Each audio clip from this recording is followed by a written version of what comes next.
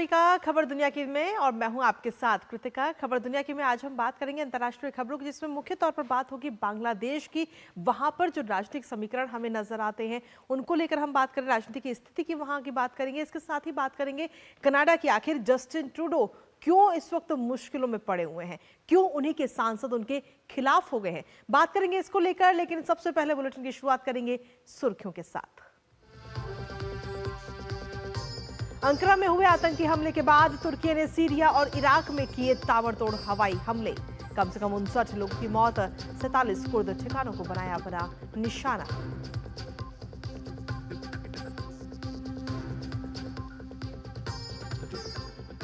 IDF का Lebanon में Hezbollah के बड़े सुरंग नेटवर्क को तबाह करने का दावा। हिजबुल्लाह ने भी बढ़ाया इजराइल पर हमला, दागे 120 से ज्यादा रॉकेट। युद्ध विराम के प्रयास ने फिर पकड़ा जोर।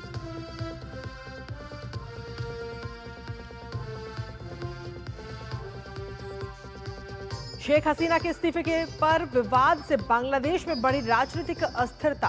सरकार ने राष्ट्रपति के इस्तीफे की मांग को बताया राजनीतिक मुद्दा।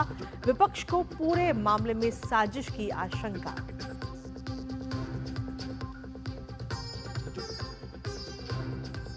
जेल में पाकिस्तान के पूर्व प्रधानमंत्री इमरान खान की पत्नी बुशरा बीबी की जेल से रिहाई। तोशाखाना भ्रष्टाचार मामले में हाईकोर्ट से जमानत के बाद 9 महीने बाद जेल से आई बाहर।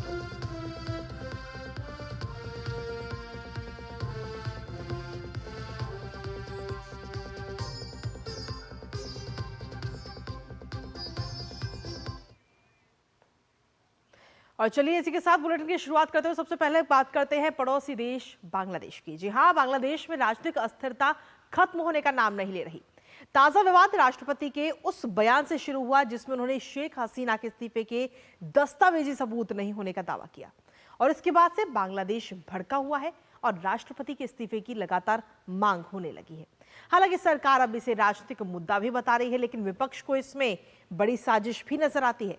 तो आखिर क्यों विपक्ष घबराया हुआ है, आइए जानते हैं इस रिपोर्ट के जरिए। उसके बाद करेंगे इस मुद्दे पर चर्चा।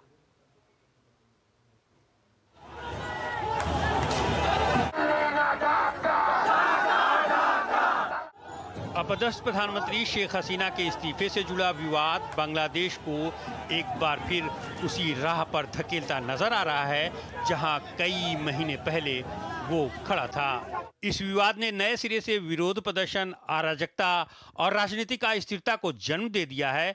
राजनीतिक आशंका और अस्थिरता की ताजा स्थिति राष्ट्रपति शहाबुद्दीन के उस बयान के बाद बनी जिसमें उन्होंने प्रधानमंत्री शेख हसीना के इस्तीफे के दस्तावेजी सबूत होने से इनकार कर दिया था।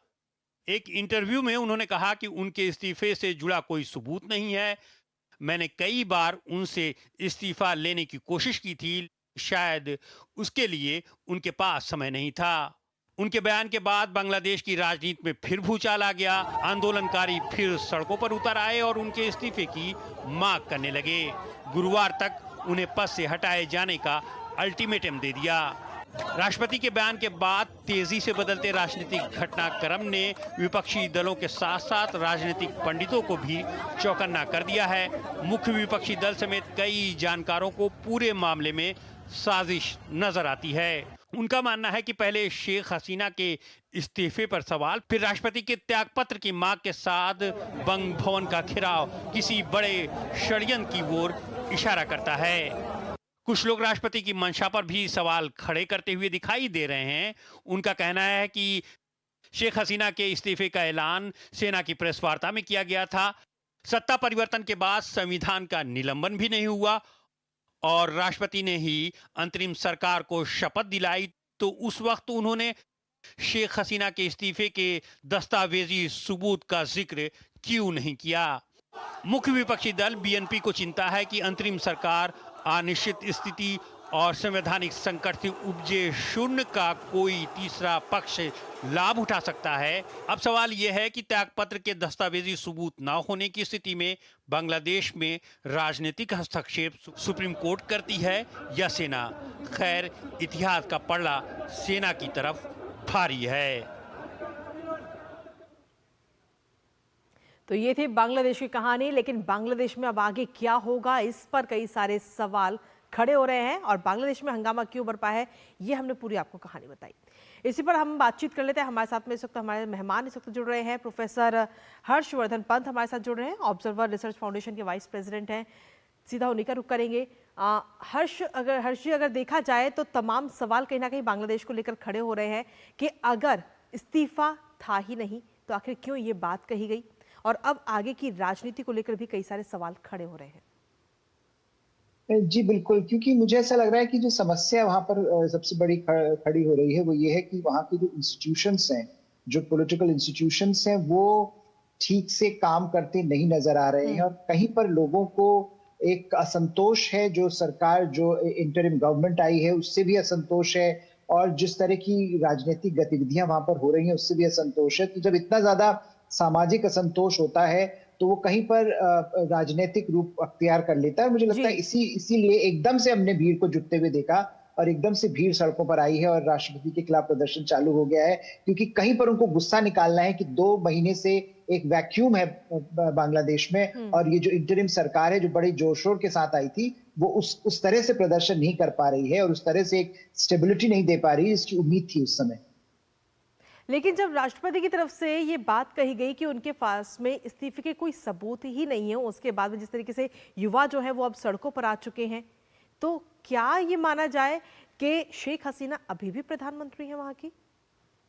देखिए, टेक्निकली जो ये इशू है ये बड़ा पेचीदा बनता जा रहा है, क्योंकि संवैधानिक तौर पर अगर आपके पास कोई सबूत ही नहीं है, अगर आप इस बात को आप स्थापित नहीं कर पाएंगे, एस्टैब्लिश नहीं कर पाएंगे किसी कोर्ट ऑफ लॉ में, तो उसकी मंशा तो यही निकलेगी कि आप अभी कुछ और राजनीतिक समीकरण वहां पर बन रहे हैं और आप अब उसको समर्थन दे रहे हैं। तो ये स्वाभाविक है कि लोग नाराज होंगे, लोग इस बात को उठाएंगे और लोग इस बात पर प्रश्न भी उठाएंगे कि जो राष्ट्रपति हैं, जिन्होंने न सिर्फ नई सरकार को की स्वेरिंग इन करी, उसको समर्थन दिया, बल्कि एक तरह से अपनी स्टैंप लगाई एक गारंटी की, वो अब कैसे पलट सकते हैं और वो कैसे इस तरह के बयान दे सकते हैं। तो कहीं पर मुझे लगता है जो फोकस इस समय बनेगा, जैसा आपकी रिपोर्ट कह रही थी, सुप्रीम कोर्ट क्या करता है और आर्मी क्या करती है, क्योंकि वही दो एस्टैब्लिश्ड इंस्टीट्यूशंस हैं और आर्मी का रोल इस समय काफी पेचीदा हो जाता है। जी, आर्मी का रोल तो पेचीदा है ही, लेकिन जो वहाँ की जनता है उसका क्या? सारी चीज़ें भुगत जो रही है वो है वहाँ की जनता। और साथ ही अगर बात करें राजनीतिक पार्टियों की, तो उनका कहना है कि इस पर बैठ करके आपस में तब हम इसका कोई ना कोई सॉल्यूशन निकालेंगे, क्योंकि वो भी नहीं चाहते कि कोई थर्ड व्यक्ति आकर के और या बांग्लादेश की जो स्थिरता है वो खराब हो। जी बिल्कुल, और मुझे लगता है इस समय बांग्लादेश की जो राजनीतिक दल है बांग्लादेश की, उनको इस बारे में सीरियसली सोचना पड़ेगा। लेकिन ये देखिए, एक सवाल ये भी है कि पिछले कुछ जो हमने महीनों में देखा है, उसमें बांग्लादेश की जो मेन स्ट्रीम पॉलिटिकल पार्टीज रही हैं, वो या तो हमने अवामी लीग को दरकिनार कर दिया क्योंकि वो शेख हसीना से लिंक थी, तो उसको लेकर नाराजगी है, और बीएनपी अभी तक अपने आप को पुनर्स्थापित नहीं कर पाई है। तो राजनीतिक एक वैक्यूम भी है जिसका फायदा इस्लामिस्ट ने उठाया है, जिसका फायदा इस्लामिस्ट रेडिकल्स ने उठाया है, जमात ने उठाया है। लेकिन जमात क्या मोबिलाइज कर पाएगी पॉलिटिकल ऑपोजिशन की स्पेस को? तो मुझे लगता है बीएनपी ही सबसे क्रेडिबल ऑल्टरनेटिव यहाँ पर नजर आ रही है। इससे पहले कि बाहर से कोई हस्तक्षेप हो, ये जरूरी है कि बांग्लादेश के राजनीतिक दल बैठे और इस बात की चर्चा न सिर्फ राष्ट्रपति से करें, बल्कि एक इंस्टीट्यूशनल प्रोसेस को वहां पर क्रिएट किया जाए कि जो इंटरिम गवर्नमेंट है वो अपने आप में भी क्या है, उसके पास भी क्या लेजिटिमेसी है। इस बात पर भी सवाल बहुत बड़े काफी समय से उठ रहे हैं और मुझे लगता है इसके बाद और उठेंगे। प्रोफेसर हर्ष, आप काफ़ी अच्छे समय से और काफ़ी लंबे समय से जो है विदेशों की जो राजनीति है उनको आप समझते आ रहे हैं, तो ऐसे में क्या आपको लगता है कि आपस में बैठ करके कोई ना कोई हल निकाला जा सकता है बांग्लादेश के अंदर? देखिए, एक जरूरी तो है न निकालना। अगर स्थिरता बांग्लादेश चाहता है तो उसके लिए राजनीतिक दलों को पहल करनी पड़ेगी। लेकिन ये जरूर है कि जिस तरह के समीकरण वहां पर कुछ महीनों से बन रहे हैं और जिस तरह का ध्रुवीकरण होता नजर आ रहा है, उसमें बड़ी मुश्किल है कि सारे दल एक साथ बैठ पाएंगे, क्योंकि एक तो जब शेख हसीना को हटाया गया था उसके बाद एक एंटी अवामी लीग जो सेंटिमेंट है उसको और ज्यादा पुख्ता बनाया गया और कुछ लोगों ने उसको और ज्यादा आग भड़काई। तो वो जो अवामी लीग से जुड़े लोग हैं, अवामी लीग की जो पॉलिटिकल एस्टैब्लिशमेंट है, उसको दरकिनार कर दिया गया है। और बीएनपी और जमात साथ काम करने की कोशिश तो उन्होंने जरूर करी, लेकिन मुझे नहीं लगता कि वो अभी तक एक कंसेंसस जो बना पाए हैं जिसके साथ वो इंटरिम गवर्नमेंट के साथ काम कर पाए। तो वो जो इंटरिम गवर्नमेंट के ऊपर इस समय काफी एक संकट भी है और इंटरिम गवर्नमेंट के सामने एक चुनौती भी है कि वो कैसे इस समय जो नए समीकरण बन रहे हैं उनको साथ पाते। प्रोफेसर हर्ष, इन सब चीजों के बीच में एक बात और कहीं ना कहीं निकल के सामने आ रही है और कुछ लोगों का ये भी कहना है, ये भी मानना है कि शेख हसीना को वापस लाने की ये एक रणनीति है और इसीलिए शायद इस्तीफा नहीं मिल रहा है या इस्तीफा दिया ही नहीं गया। देखिए, ये स्वाभाविक है कि इस तरह की जो सोच हमको देखने को मिलेगी, क्योंकि इतना कुछ हुआ है बांग्लादेश में पिछले कुछ महीनों में और एक जो एंटी शेख हसीना के खिलाफ जो एक सेंटिमेंट बना है, उसमें कहीं पर लोग इस बात को जरूर रीड कर रहे होंगे कि जो राष्ट्रपति ने स्टेटमेंट दिया है वो कहीं पर शेख हसीना से तारुफ के जुड़ेंगे और कहीं पर, और जैसा आपने कहा कि क्या वो उनको एक तरह से वापस पुनर्स्थापित करने की एक कोशिश है बांग्लादेश की राजनीति में। लेकिन मुझे लगता है जिस तरह की नाराजगी, जिस तरह का माहौल अभी बांग्लादेश में है, ये मुझे नहीं लगता कि कोई भी एंटिटी, चाहे वो राष्ट्रपति हो या वो सेना हो, ये रिस्क लेगी कि वो किसी तरह की वापसी शेख हसीना की शॉर्ट टू मीडियम टर्म में करे। चलिए, तो ये तो बात रही बांग्लादेश को लेकर के। प्रोफेसर हर्ष, आपके पास वापस रुक करेंगे, लेकिन इसी बीच खबर दुनिया की में वक्त एक छोटे से ब्रेक का हो गया है और एक छोटे से ब्रेक के लिए हमें रुकना होगा, क्योंकि ब्रेक के उस पर हम बात करेंगे कनाडा को लेकर के। ये तो बात रही बांग्लादेश की, लेकिन ब्रेक के उस पर बात करेंगे कनाडा की राजनीति को लेकर कि आखिर क्यों कनाडा के प्रधानमंत्री जस्टिन ट्रूडो का विरोध लगातार उन्हीं की पार्टी के सांसद कर रहे हैं। क्या है इसके पीछे की वजह, जानेंगे एक छोटे से ब्रेक के बाद। कभी नाच गाना और बेहतरीन खाना, कभी सास बहू की नोक-झोंक में स्वाद का मुस्कुराना, कभी रिश्तों में मुस्कुराहट और स्वाद भरना। असली मसालों का उपहार MDH बनाए खास हर त्योहार, क्योंकि हर रिश्ता है स्वाद से जुड़ा। आइए मनाए खुशियों की दीपावली MDH मसालों वाली। बेटियां घर की रौनक हैं, बेटियां घर संवारती हैं, बेटियां पीढ़ियां सजाती हैं, बेटियां घर की बुनियाद कहलाती हैं। बेटियों को सलाम करता है मोंगिया स्टील, स्टील का बादशाह। ये तुम्हारा खेत नहीं, खेल का मैदान है। अकेले क्या कर लोगे?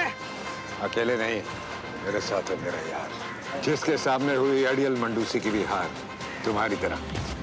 IIL के ट्रैक्टर ब्रांड का मिलियन, गेहूं का पहरेदार, अड़ियल मंडूसी की हार। जिंदगी की हर छोटी बड़ी जरूरत के लिए आप जो सपने सजाते हैं, बस उसी उम्मीद को तो हम सहारा लगाते हैं।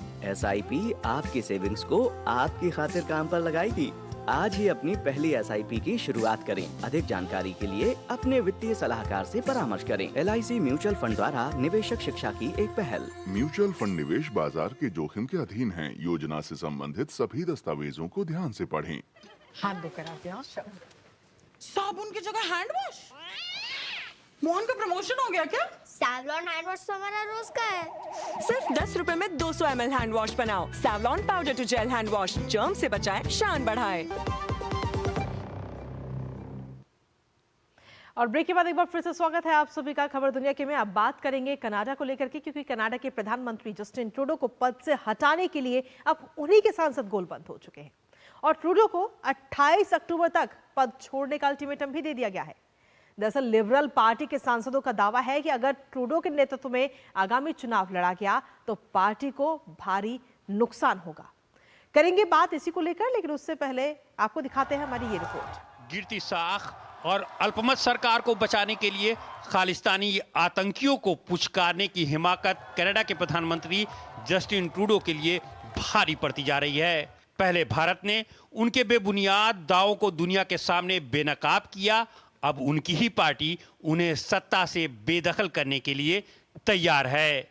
लिबरल पार्टी के सांसदों ने ट्रूडो को प्रधानमंत्री की कुर्सी छोड़ने का 4 दिन का अल्टीमेटम दे दिया है। पार्टी के नाराज सांसदों ने साफ कर दिया है कि या तो वो पद छोड़ दें या फिर बगावत का सामना करें। इन सांसदों का आरोप है कि अगर ट्रूडो के नाम पर चुनाव लड़ा गया तो वे पार्टी की लुटिया डुबो देंगे। 383 सदस्यीय संसद में लिबरल पार्टी के 153 सांसद हैं। इनमें से करीब 2 दर्जन सांसदों ने ट्रूडो के खिलाफ एक सिग्नेचर कैंपेन चलाया है। इन सांसदों का मानना है कि पार्टी की हालत दिन प्रतिदिन खराब होती जा रही है। अब ट्रूडो को हटाने के अलावा और कोई चारा नहीं बचा है। ट्रूडो की लोकप्रियता लगातार गिरती जा रही है, जिससे लिबरल पार्टी अक्टूबर 2025 से पहले होने वाले आम चुनाव को लेकर बेहद डरी हुई है। डर इसलिए भी है कि ट्रूडो की रेटिंग न केवल अब तक के सबसे निचले स्तर पर पहुंच चुकी है, बल्कि कंजर्वेटिव पार्टी को लोकप्रियता में लिबरल पार्टी पर 19 अंकों की बढ़त हासिल हो चुकी है। पार्टी में बगावती सुर के बाद ट्रूडो ने सांसदों के साथ बैठक भी शुरू कर दी है, लेकिन ट्रूडो की नीतियों के कारण पार्टी की छवि को पहुंची क्षति के सबब सांसदों में पैदा हुआ रोष कम होने का नाम नहीं ले रहा है। कई सदस्यों का कहना है कि जो बाइडेन की तरह ट्रूडो को भी आगामी चुनाव से पहले पार्टी का नेतृत्व किसी और को सौंप देना चाहिए। हाल ही में खालिस्तान समर्थक न्यू डेमोक्रेटिक पार्टी द्वारा समर्थन वापस लिए जाने के बाद से जस्टिन ट्रूडो की सरकार अल्पमत में चल रही है। अपने गिरते जनाधार को बचाने के लिए कनाडा के सिख समुदाय का समर्थन हासिल करने के लिए ट्रूडो ने बाकायदा खालिस्तान के एजेंडे को ही गले लगा लिया। अब आतंक के समर्थन की इस राजनीति ने उन्हें कहीं का नहीं छोड़ा है। तो बिल्कुल आतंक का समर्थन भी किया, साथ ही भारत के ऊपर भी कई तरीके के आरोप लगाए गए और अब उन्हीं के सांसद उनके विरोध में नजर आ रहे हैं। हमारे साथ में लगातार प्रोफेसर हर्ष जुड़े हुए हैं। प्रोफेसर हर्ष, अगर देखा जाए तो कनाडा की राजनीति में भी अलग अलग घटनाक्रम हम देख रहे हैं। सबसे पहले भारत के ऊपर आरोप लगाए, आतंकवादियों का साथ दिया, खालिस्तानियों का साथ दिया गया और भारत के ऊपर आरोप लगाने के बाद में भी गलती को नहीं माना, ना ही इसके लिए कोई सबूत जुटाए गए। रिश्ते कहीं ना कहीं कनाडा और भारत के खराब होते हुए नजर आ रहे हैं, जो पिछले काफी लंबे समय से काफी अच्छे रिश्ते चल रहे थे, लेकिन अब वो रिश्ते उस नजरिए से नहीं देखे जा रहे और अब इसका जो असर है वो उनकी खुद की पार्टी पर भी पड़ रहा है। उनके जो खुद की पार्टी के सांसद हैं वही अब इसके विरोध में आ चुके हैं। जी देखिए, जस्टिन ट्रूडो की जो राजनीतिक इस समय हालात हैं वो काफी खराब हैं और उनकी पार्टी में उनका समर्थन कम होता जा रहा है, क्योंकि देश में उनका समर्थन कम होता जा रहा है। लोग डरे हुए हैं कि अगर उनके नेतृत्व में लिबरल पार्टी अगले साल चुनाव में जाती है तो उसको बहुत बड़ी हार का सामना करना पड़ेगा और एक ऐतिहासिक जीत कंजर्वेटिव्स को मिल सकती है। तो वो जो नंबर्स हैं, पोलिंग नंबर्स हैं, वो लगातार कम होते जा रहे हैं और जिस तरह की राजनीति जस्टिन ट्रूडो ने करी है, एक तरह से तुष्टीकरण की, वो मुझे लगता है अब उनको एक तरह से निगल रही है। उनकी जो जब वो आए थे तो बड़े एक्सपेक्टेशन के साथ आए थे, वो सारी एक्सपेक्टेशंस धाराशायी हो गई हैं और कहीं पर लिबरल पार्टी ही इस बात को मान रही है कि एक जो लीडर है उनका, वो उनके लिए बहुत बड़ी लायबिलिटी बनता जाए। उनके सांसद कह रहे हैं कि अगर ये रहे तो लुटिया डूब जाएगी और मात्र 4 दिन का उनको समय दिया गया है कि अपने पद को छोड़ दो, वरना और ज्यादा विरोध होगा और शायद अल्पमत में जो सरकार चल रही है वो और ज्यादा गिर जाएगी और भविष्य कहीं ना कहीं पार्टी का कुछ नजर नहीं आ रहा है। और अगर देखा जाए हम तो चुनाव जो है वो अगले साल है, ज्यादा वक्त नहीं है, सिर्फ 1 साल का वक्त है चुनाव में, अक्टूबर से पहले चुनाव होने हैं। तो क्या रणनीति हो सकती है पार्टी की? क्या वाकई जस्टिन ट्रूडो अपना पद छोड़ देंगे? आपको लगता है ऐसा? देखिए, अभी तो वो बहुत एक ब्रेव फेस उन्होंने मीडिया के सामने किया हुआ है कि पार्टी को मैं यूनाइट कर रहा हूँ, पार्टी मेरे पार्टी का जो समर्थन है वो मुझे प्राप्त है मेजॉरिटी का, जो टेक्निकली अभी भी सही है कि अगर आप मेजॉरिटी ऑफ उनके मेंबर्स को देखें तो अभी एक तरह से खुली बगावत नहीं हुई है। लेकिन जिस तरह की कॉकसेस में डिस्कशंस हो रहे हैं, बैक बेंचर्स में डिस्कशन हो रहे हैं, जो एक इंटरेस्टिंग बात यह है कि कई लोग ऐसा कह रहे हैं कि अगर ट्रूडो कंटिन्यू करते हैं तो हम अगले साल का चुनाव ही नहीं लड़ेंगे, बिल्कुल, क्योंकि वो इतना डर गए हैं। तो कहीं पर ट्रूडो की जो पॉलिटिकल वेट है, पॉलिटिकल कैपिटल है, वो लगातार घटता जा रहा है और उसको लेकर ट्रूडो को डिसाइड करना पड़ेगा, जस्टिन ट्रूडो को, क्या वो अगले साल तक या अगले कुछ हफ्तों या महीनों तक कंटिन्यू करेंगे, क्योंकि ये सवाल न सिर्फ उनके लिए समस्या है, ये उनकी पार्टी के भविष्य के ऊपर समस्या है। तो मुझे लगता है कहीं पर वो एक ऐसे समय पद छोड़ना चाहेंगे जब थोड़ी बहुत इज्जत उनकी बची रहे और एक वो हाई पॉइंट से जा सके।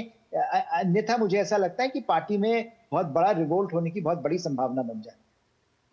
जी प्रोफेसर हर्ष, जिस तरीके से अगर सांसदों की हम बात करें तो इसके पीछे क्या वजह मानते हैं? आखिर सांसद जो है वो इतना विरोध क्यों कर रहे हैं जस्टिन ट्रूडो का? देखिए, जस्टिन ट्रूडो का जो विरोध इस समय हो रहा है कनाडा में, वो जिस तरह की आर्थिक समस्याएं कनाडा फेस कर रहा है, कनाडा इस समय आर्थिक तौर पर काफी नीचे गिरता जा रहा है। कनाडा में कॉस्ट ऑफ लिविंग बहुत बढ़ गई है और जो एक आम नागरिक है कनाडा का, वो इस समय बहुत प्रेशर, उसका जो एक आर्थिक तौर पर बहुत प्रेशर फेस कर रहा है। थोड़ा अनएम्प्लॉयमेंट बढ़ रहा है, इन्फ्लेशन बढ़ रहा है और जो मोटे तौर पर जो आर्थिक एक समीकरण है वहां पर, आर्थिक जो एक उनका ऑप्टिमिज्म है वो कम होता जा रहा है। तो उसको लेकर जो नाराजगी है लोगों में वो बहुत ज्यादा है। और दूसरी बात ये है कि जिस तरह से इन्होंने अपनी राजनीति करी है, जिस तरह का शुरू से इन्होंने जो समर्थन एक्सट्रीमिस्ट को दिया और सिख सेपरेटिस्ट को दिया, खालिस्तानियों को दिया, उससे अब ये ना खालिस्तानियों के लिए ज्यादा कुछ कर पाए और ना ये मेन स्ट्रीम पॉलिटिक्स में ज्यादा कुछ कर पाए। तो कहीं पर ये दोनों ही एक तरह से दोनों ही साइड से इनको हाशिए पर लटका दिया है। तो वो जो राजनीति इन्होंने करी उसका भी नतीजा इनको अब मिल रहा है कि अगर आप इस तरह की तुष्टीकरण की राजनीति करते हैं तो आपको कहीं से भी समर्थन इस समय मिलना मुश्किल हो रहा है। मेन स्ट्रीम कनाडा से नहीं मिल पा रहा है और माइनॉरिटी से भी नहीं मिल पा रहा है। जी, जिस तरीके से खालिस्तानियों का साथ दिया, समर्थन किया आतंकवादियों का, तो भारत और कनाडा के रिश्ते कहीं ना कहीं अभी इस वक्त अच्छे हम नहीं कह सकते हैं। आगे भारत और कनाडा के रिश्ते भविष्य में किस तरीके से नजर आते हैं आपको? देखिए, कनाडा और भारत के बहुत गहरे संबंध रहे हैं और आगे भी रहेंगे, लेकिन समस्या इस समय जो कनाडा और भारत के बीच में है वो जस्टिन ट्रूडो समस्या बन गई। तो मुझे ऐसा लगता है कि जब तक जस्टिन ट्रूडो सत्ता में है तब तक इस बात की आशा करना कि संबंध सुधरेंगे ऐसा नहीं होगा, क्योंकि भारत भी बहुत नाराज है जस्टिन ट्रूडो की जो पॉलिटिक्स है, राजनीति है, जिस तरह से उन्होंने भारत को बार बार टारगेट किया है विदाउट एविडेंस, उसको लेकर। और कनाडा में तो हम डिस्कस कर ही रहे हैं कि उनकी हालत खराब होती जा रही। तो मुझे नहीं लगता कि जिस तरह से वो अभी है, उनके पास पॉलिटिकल कैपिटल नहीं है, उनके पास एक ही तरीका है सत्ता में बना रहने का और वो है और ज्यादा तुष्टीकरण और ज्यादा अपीजमेंट खालिस्तानियों का। वो मुझे लगता है वो करते जा रहे हैं। एक तरह से उन्होंने भारत को टारगेट करने के लिए जो करा है उसका बहुत बड़ा कारण ये है कि वो चाहते हैं कि जो उनका जो खालिस्तानी है वो खुश हो और उनको सपोर्ट करें, और उसका मुझे लगता है उनको फायदा मिल नहीं रहा है। तो कहीं पर जहां तक भारत का सवाल है, भारत ने अपना पक्ष पूरी तरह से स्पष्ट कर दिया है कि भारत कोई कॉम्प्रोमाइज नहीं करेगा और ना भारत इसमें कोई झुकने का सवाल ही नहीं होता। तो मुझे लगता है कि भारत और कनाडा के संबंध सोसाइटल लेवल पर, पीपल टू पीपल टाइज जो है हमारी बहुत अच्छी है, लेकिन स्ट्रेटेजिक संबंध जो है वो एक तरह से एक स्टैंड स्टिल की सिचुएशन है। जब ट्रूडो साहब जाएंगे तब वो आगे बढ़ेंगे।